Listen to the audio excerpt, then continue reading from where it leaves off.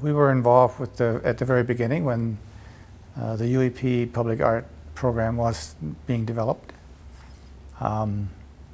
It was quite a new concept at the time. Council had just approved the concept of putting aside the 1% for public art. And the challenge was really what to do with that money. When the policy came out in 2004, there were a couple of things. Is that our business had a large capital budget, so that I could see right away it was going to start to generate a large amount of money that would be dedicated to public art. And then coupled with that, I started to get calls from some community associations and saying, oh, we've got a project you should look at. And I just didn't feel that was the right way to spend public money, so I started to reach out to the recreation department where the public art program was. We need to put a plan in place so that we know how much money we can define how much money our projects are going to generate, and then we'd have a plan on what kind of art pieces we're going to get involved with.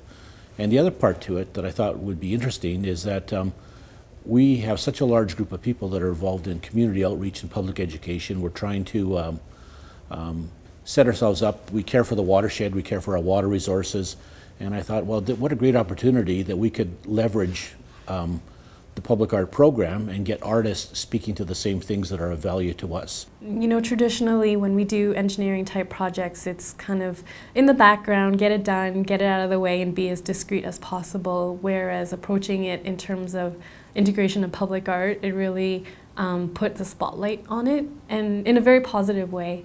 We're beginning to see the actual connection between the art and the projects that we're delivering and how it can be incorporated in there, especially if the artist is actually working on the project from the beginning in terms of being able to evolve and have their ideas incorporated into the design without affecting the actual functional design as well. It has to fit in with the design. I think there is an important role to help people understand and process, because we obviously have to have a big societal discussion about events like the flood. How do we prepare for them? What do they mean?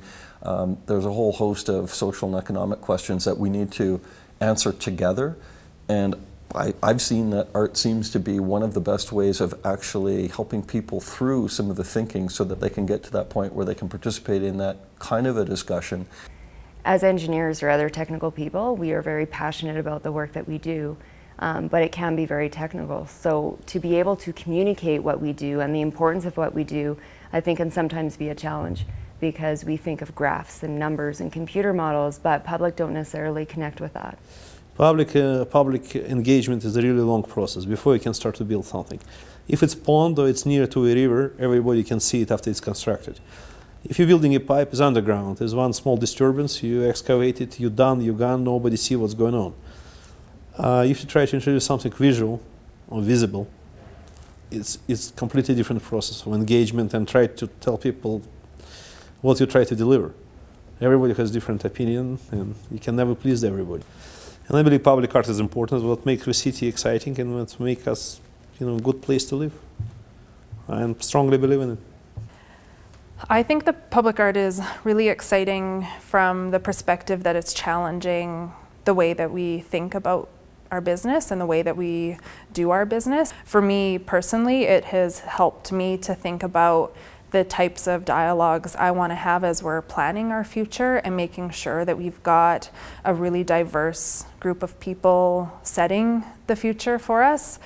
And so I'm trying to embed and think about what I've learned from observing the artists into the work that I do.